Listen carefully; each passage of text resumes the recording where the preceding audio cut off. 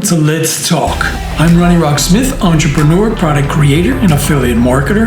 And Let's Talk is my brand new interview show where I get to interview successful internet marketers that are earning 5, 6, 7, and even 8 figures online.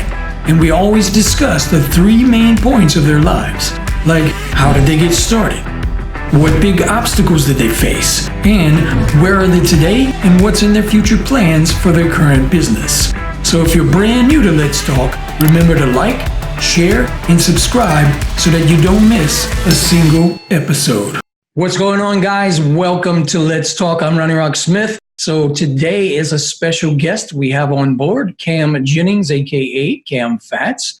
So if you don't know what Kam does, he's pretty much an email wizard, a product publisher, a YouTube podcaster, and a marketing consultant. You can check him out at epicconversions.com. We have some questions for Kam today on the show, so let's get started. So first of all, welcome on the show, Kam. Glad to have you aboard. Hey, thanks a lot for having me on, Ronnie. I'm honored, man. Thank you. Okay, so we're going to get started. So pretty much, guys, we go over 3 main questions on this show to interview everybody that we get on as guests, and we're going to start right now. So basically, Kam, how did you get started doing internet marketing, pretty much? You know, I started out selling books on Amazon, just physical books.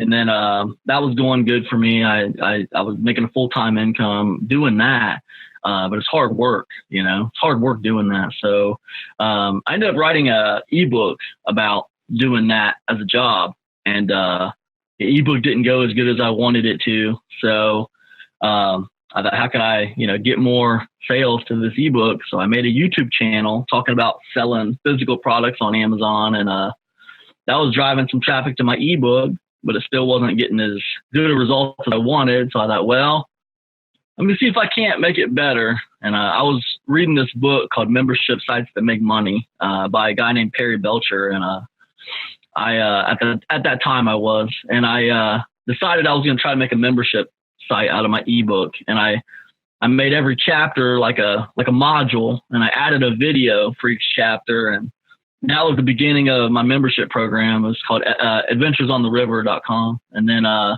ran that for 3 years, $14.97 a month. It worked really good.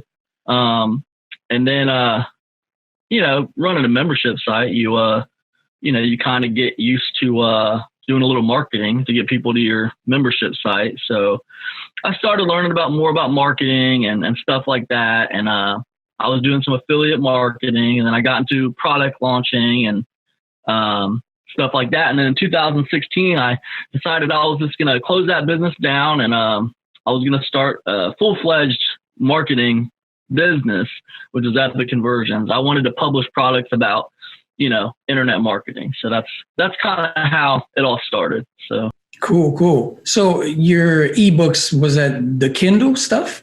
Yeah, okay. Kindle on Amazon. Yeah, Amazon had started that Kindle platform, and I was like, this is pretty cool, man. I wonder if I could make some money. And, I've always been guilty of overestimating myself, So when I was writing that ebook, I thought I was going to make $1 million, Ronnie. I thought I was going to be rich, dude, making this ebook. Yeah, I think we all kind of feel that way whenever we get started on stuff.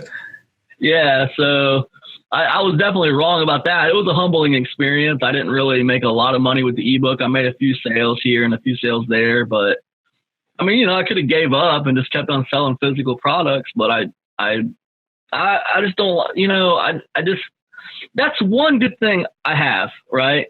I'm just a normal guy, but I usually look at online business kind of like we look at a car, or we look at something that has a few moving parts. And I always like to look at my businesses like, all right, there's several moving parts to this. Where's the problem at? All right, and I'll identify the problem, and then I'll change something around with that part. And what I notice a lot of people do online is they try something, and if it doesn't work, they move on to the next thing. They try something, if it doesn't work out, they move on to the next thing. And they just kind of stay floundering around at the bottom. One thing that's always helped me was understanding the different parts to what I'm trying to do. And, just switching the parts out if it's not working out, and just so And that's what I did with that, man.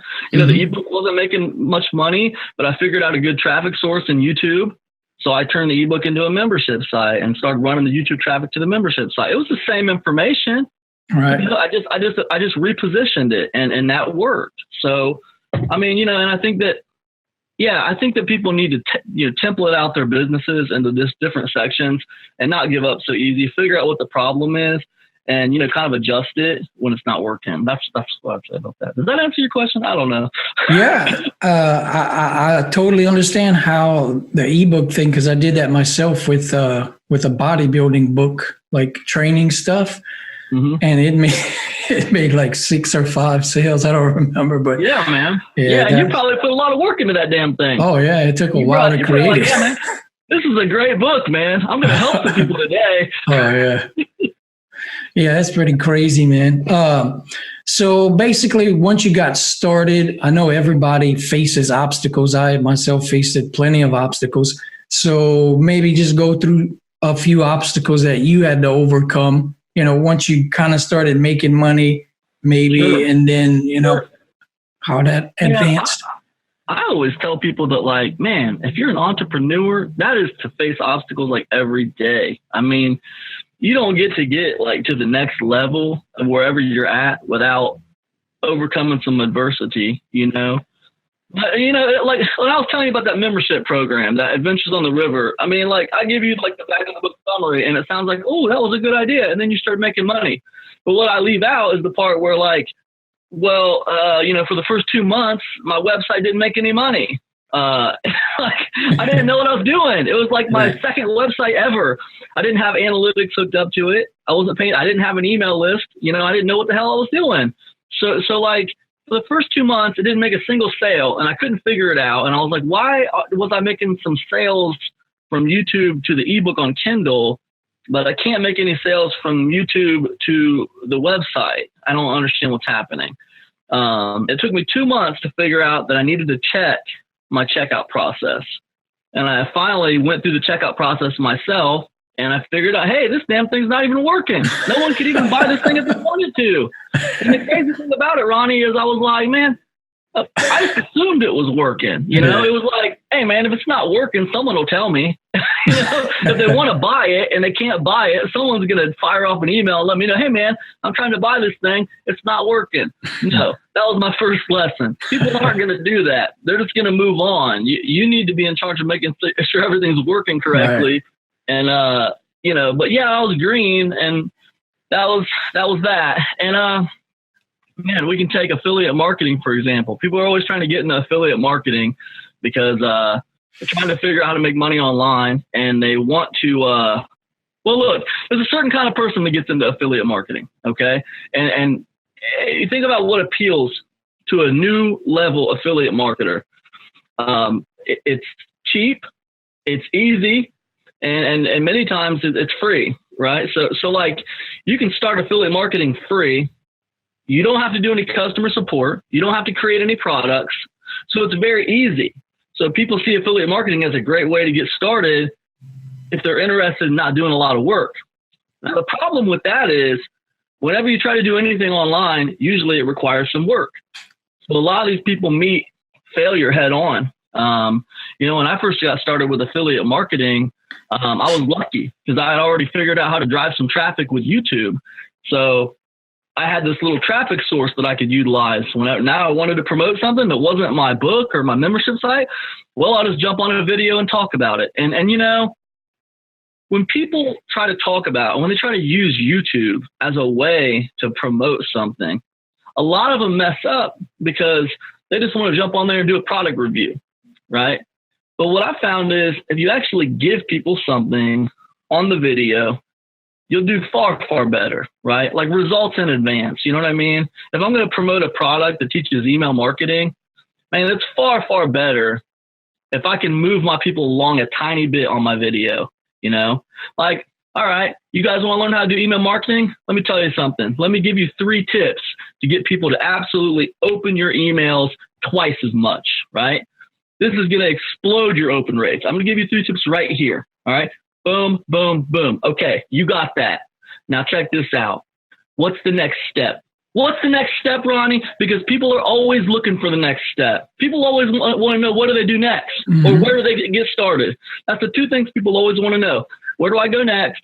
And how do I get started? So if I give you 3 ways to get your emails opened up get more people to open up your emails, the logical thing is, where do I go next? Now what? How do I turn that into money? Because in the make money online space, in the internet marketing space, everyone's got the same end goal. How do I make more money? How do I just do this for a living?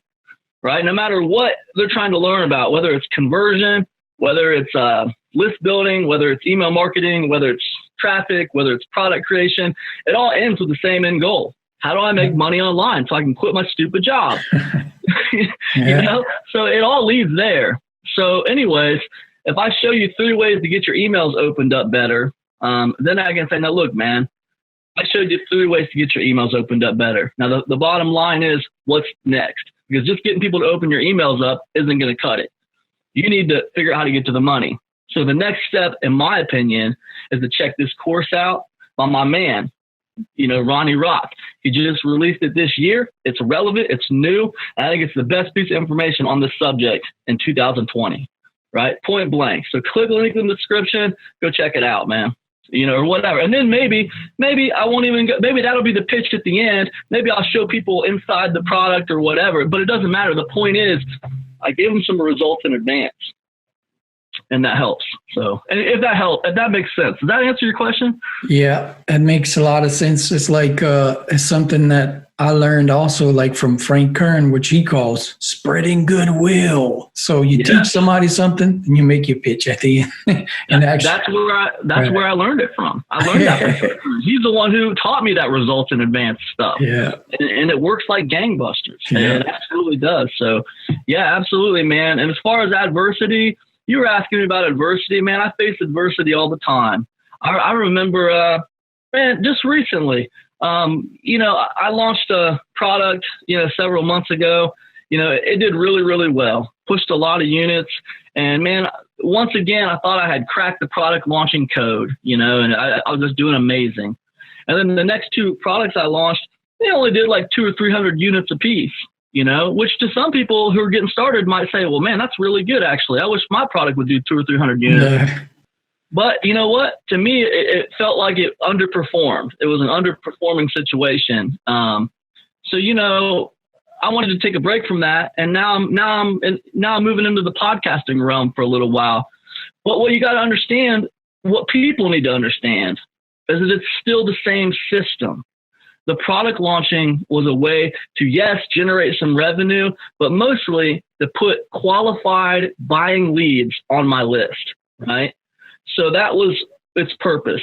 So what people need to understand is I've just swapped out the product launching for podcasting for a little bit. It's the same system, the podcasting that I'm doing 3 days a week. And now that's putting qualified leads on my list. Mm-hmm. So it's just a swap out, but it's the same system. So that's why I can't stress enough, man.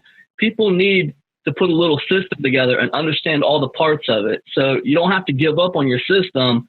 If something's not working, you can just swap something out. So I mean, I feel like I'm still running the same damn system I was running when I started that ebook way back in the day from Amazon. I mean, if you think about it, I mean, I swapped out the ebook with the membership program, still running YouTube traffic. Then at some point, I stopped running YouTube traffic and started running launch traffic and affiliate traffic. But it's really the same system. The parts are just getting swapped out. So, I mean, sometimes the system gets a little bigger, but yeah, I mean. So since we're talking about platforms and moving and all of this good stuff, let's talk about, what are your future plans right now? What are you doing different? What are you looking for in your plans for your business in the future for 2020? Since that's tomorrow, right? Today's the 31st. Can you believe that? And hey, listen, man, is it me or did 2019 go by really, really fast? It seems like everything is going quicker. I don't know what's going on. I guess the older we get, the faster it goes. I don't know. That's how I feel anyways. Kind of crazy. You're probably right, man. You're probably right. Well, it's going pretty damn fast for me because I'm getting pretty damn old. So, yeah, man, 2020, man, what I want to do is I got this podcast planned out for the year. I've got all the episodes scheduled out, and I really want to explore that space a little bit. I think there's a great opportunity in the podcast space because for the simple reason is people are busy. They feel like they don't have any time, so they can take on that information from a podcast while they're doing something else, right? So I feel like there's a good opportunity. I'm using Anchor FM because Anchor FM's got some great monetization, strategies built into it. So it's easy for someone who's just getting into podcasting to jump in there and start making a little revenue with it. So it's pretty cool.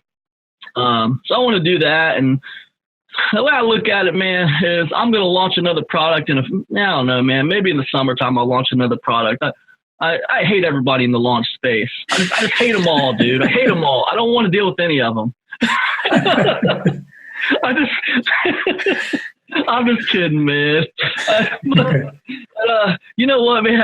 I just needed to take a step back from that space for a little while. You know how it is, man. Launching products can be a little stressful sometimes. There's a lot of moving parts. Yeah, there's a lot of moving parts to a good product launch. And, I just need to take a break. I'm going to run it back, though. I'm not done. I'm going to get back. I'd like to push 1,000 units on the next one. So I'd like to go back with a lot of leverage from this podcast before I go back. So. Hell yeah. That sounds good. 1,000, 2,000, maybe 100,000. Oh, my goodness gracious.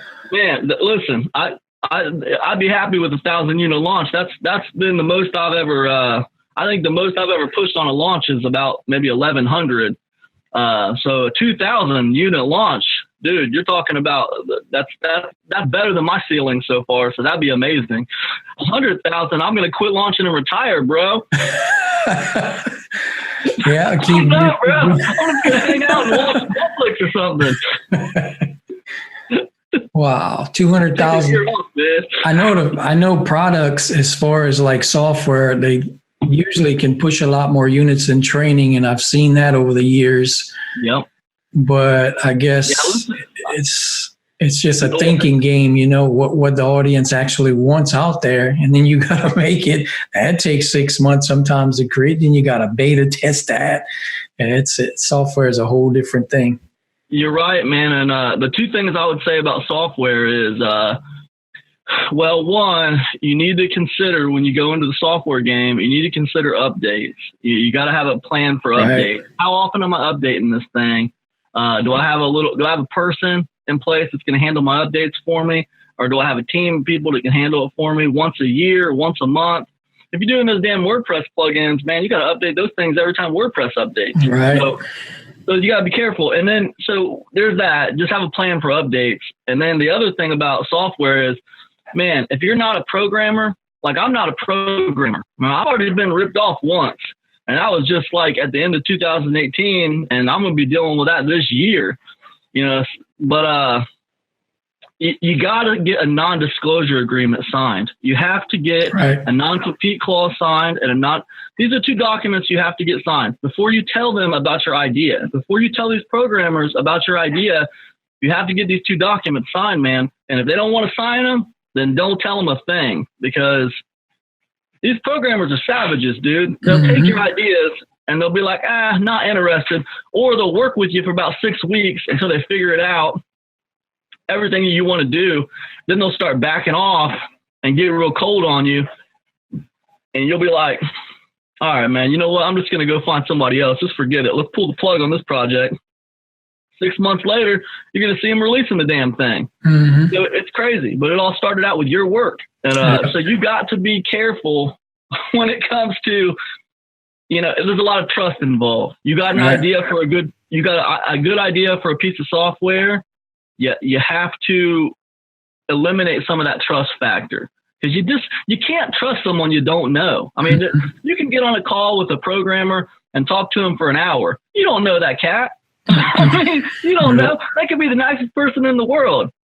So yeah, man, you definitely want to get those two documents signed no matter what. Listen to me now or be sorry later. It'll cost you thousands. It'll cost you thousands of dollars. It really will. Yeah, I think another thing like that is if you have a friend that actually codes, that, and if you want to do a 50-50 or some kind of percentage, that would be cool too. I think it would be a little more safer than going like to somebody you never met and all that stuff. Absolutely, man. As long as they're your real friend. Real friend, right. Yeah, as long as you can trust them, man. That's the thing. But I mean, at the same time, it don't hurt to have those things signed before you start telling people your ideas. It ain't nothing but to print it off and to have them sign it, because it's a little bit of protection for your ideas, man. Because the thing is, what people don't realize is ideas aren't copyrightable. Unless you tell someone your idea, they can take it. Think about it. Think about it. You have a great idea for a product, right? A piece of software, Ronnie, and you say, man, I got an idea. I'm going to get this guy to partner with me, and he'll do the product because he's a coder, and I'm going to do the marketing of it, right? So you tell this cat your idea, and he's like, I'm not really interested, man. You good luck with that. Then he goes off and he finds a better marketer than you, someone with way more, maybe not a better marketer than you, but just someone with a lot more leverage than you. Right. Someone with, like, maybe you got a list of like 5,000 people. He goes and finds a guy with a list of like 100,000 people. Okay, look here, man. I got an idea. I'll put the software together. You market it. We'll make a boatload of money. And you're right. You make more money with software. So, but then what happened? You got cut out of the deal, and it was your idea to begin with. Yeah. But you got to be careful, man. You really do. And I wouldn't have said that except that it's happened to me before. So, but you're right. There's a lot of money in software. But I'll tell you what, there's a lot of money in information products too. The thing about it is angles, right? It's angles, man. Like if I say, think about this, man. If I say the entrepreneur's guide to outsourcing, right? There's a certain amount of people that are going to buy that ebook. They're trying to learn how to outsource. But if I sell a book called The 4-Hour Work Week, there's a whole bunch more people that are going to buy that book. Everybody wants to figure out how to only work 4 hours a week. Not everybody wants to figure out how to outsource, but everybody wants to figure out how to work 4 hours a week. But that's basically what the book was about, outsourcing. So that's an angle, right? So if you sell an information product, if it has a good angle, if it shows people something that they're already familiar with, but it makes them see it in a new way, like that's a good angle, man. And that can be really powerful. I don't think enough people pay attention to that, especially in the information product launch space. So I know that you're doing podcast. I myself is starting one, and I'm trying to keep it. Podcast. Thanks, man. I'm keeping it consistent every Monday, and but I noticed that I kind of like stole your idea. Your idea, not really your idea. We're all borrowing ideas. Hell, I didn't invent podcasting. No, not the podcasting, but how. Rob Reese. No, Rob Reese is the one who told me he was doing a podcast. He wanted me to come and do an interview, and I was asking him about where he does his podcasting from, and he says Anchor FM, and I said, that's awesome, dude. Why did you pick him? And he started telling me about Anchor, so that I went and looked at it. So that's what got me into podcasting is Rob Reese. So. But I like the way that you're structuring the lessons inside there. I've been listening to them as well, and hey, thank you, man. how you're driving, to your list, and that's what I wanted to talk about right now a little bit. So you have the 10 email hacks. Is it an ebook? It's an ebook, right? Yep, it's an ebook, and basically it teaches people 10 different marketing angles. It's called 10 email hacks, but they're marketing angles. You can use them with your email list to promote affiliate products. You can use them on Facebook. You can use them on Reddit. You can use them anywhere. You can use them on YouTube if you want to. They're marketing angles. They're different ways.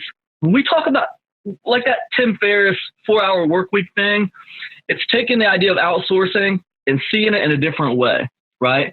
So with this little lead magnet, it gives people 10 different ways to promote like an affiliate product or their own product, and it's going to give people a different look at that product. So you could, in theory, send 10 days in a row on the same product, but because every single email or every single message is going to give people a different kind of look about what's happening, and it's going to provide its own little bit of value, You can do that, and they're not going to get you for spamming. They're not going to be mad at you. They're going to enjoy your emails because you're giving them different looks every single day. So that's what it's about. It's about marketing angles. Cool. It's a super powerful subject. Okay, that's pretty much all the questions I got. Is there anything else that you would want to say to someone who's just meeting you for the first time, as far as maybe they're a beginner? I know you do a lot of email marketing stuff, so don't do interviews. Never do interviews. No, I'm just kidding, man. I'm just kidding, man. No, man. I would say, look, man. This is the bottom line. Okay, I had a girl who was asking me today, man, I'm lost. I don't know where to get started. Blah blah blah blah blah. And look, everything like revolves around a strong email list that cares what you have to say, right? So list building and email marketing is the core of every good online business. And you don't have to take my word for it. All you have to do is go out there and look around. When Walmart wanted to start an online business, think about it. Go to walmart.com and try to buy something. See if you can buy something without entering your email address. You can't do it. They're going to make you register and enter your email address. Target, Under Armour, all these big companies. Now, these people have departments dedicated to marketing. They spend millions of dollars a year on their marketing. Now, if they're online and the emphasis for them is on collecting your email address, I mean, you have to take that to heart. So that's the core of any good online business, is a good email list that cares about what you have to say. Now, to get it, what you need to do is put a priority on list building, okay, and a priority on getting better at email marketing, right? Don't email your list less than once a week. Yeah, I mean more than once a week. Email your list at least once a week, damn it. At least once a week. Don't forget you have a list of 3. I never see, these new people, man, they'll put 1,000 people on an email list and they'll forget about them because they don't know what the hell to do with them. Well, all of a sudden, set over here. I'm trying to figure this thing out about stocks right now, so I'll just let this 1,000-person list is set over here. No, man, keep the relationship going. So send them an email out at least once a week, and in the email, make sure there's a little entertainment value. Tell them a little story or something, and make sure there's a little actionable content or a lesson in there. The story can be about you, about anything. You can talk about what you read today. It can be about anything. But just remember, the golden rule of marketing, no matter how much you talk about yourself, it always has to come back to them, because it's not about you, it's about them. So always circle it back around to a lesson for them or some actionable content for them, some kind of step-by-step thing, some kind of tips, something, man. No matter how much you talk about yourself, and I love to talk about myself, but we always got to pull it back around to these guys, man, because it's really about them. They didn't join your list for you. They didn't join your list to be your personal, venting bag, so you can get on there and say, I'm mad today. I'm going to type an email out to my 1,000 people because they'll listen to me. Sounds like Facebook. Care, man. Yeah, exactly. That's Facebook. That's what Facebook's for. Yeah. That's what Facebook's for. Yeah. Yeah, I mean, that's what I'd say, man. Put a priority on your list building, put a priority on your email marketing, and make sure that you have a system that you're following. You know all the parts of the system, so when a part's not working, you can switch it out with something else. That's all I would say, man. That's online business in a nutshell. All right, thanks, Kam, for coming on the show. That was one hell of an awesome interview. A lot of information for you guys out there. If you have any questions for Kam, be sure to leave them in the comments below, and Kam can come by and answer your questions on his free time. I'm sure he don't mind doing that for you guys. Nope. And make sure you check out epicconversions.com. That is Kam's main website. And check it out, guys. See what it's all about.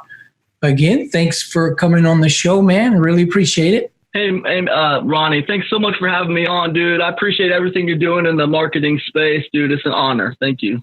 Yeah, man. Trying to get people on here just to get the word out about, more entrepreneurs and internet marketers out there. Rock and roll, man. Good luck on it, dude. All right, man. Cheers. I'm Ronnie Rokk Smith with Let's Talk, and that's going to wrap up this episode. So make sure to keep your eyes peeled for the next episode that'll be coming real soon.